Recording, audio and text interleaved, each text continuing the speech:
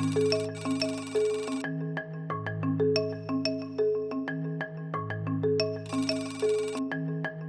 of my best memories from college was doing a summer project that actually involved holography, the topic that got me hooked on optics in the first place. We applied for a student grant, got a few $100s, went off and bought some plates of holographic film, borrowed a Newport table and a laser, and went and made holograms for a few months. And when we came back from the summer, we actually set up in the library a little art exhibit and showed holograms to everybody at the university. So in the early 80s, when I first came to spectrophysics, I was a member of the advanced R&D group, and we were looking at platforms that could change the way lasers are made in the future years. My boss was working with high-power diodes.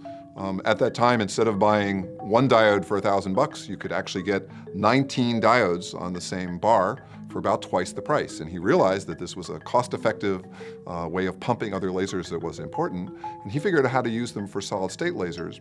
But there was a challenge to get the light into fiber lasers. Fibers have very small cores, and to get all of this light into the fiber was something no one had done before, yet there was an enormous incentive to use these cost-effective diode pumps if you could, with fiber lasers. And the technique I came up with in 1987 is a way to actually get all that power effectively into the fiber. I went on to work on the Ti-Sapphire lasers and the Millennias, but in fact the world of fiber lasers now uses this particular technique. Every high-power fiber laser that's made by every manufacturer actually uses the same technique of getting all the power into the fiber and making a cost-effective fiber laser.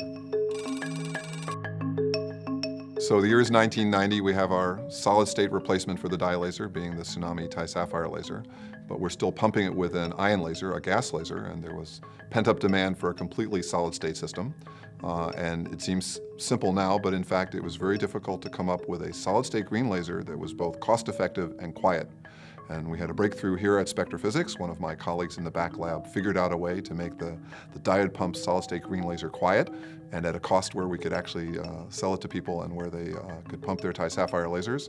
And then we had the breakthrough of a completely solid-state system. In fact, it's led to products over the years now, including the MiTi, where we've actually been able to integrate the green pump laser and the Ti-Sapphire laser all in a single box and have an even more user-friendly system. Wouldn't have been doable without a completely solid-state laser system to base it on.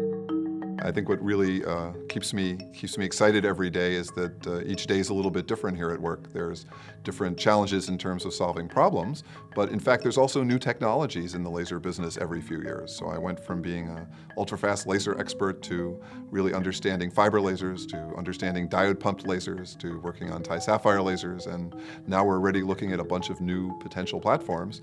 And so you get to learn a new technology every few years and read the papers and meet some new people and make some contributions. So it's really not the same job that it was when I started.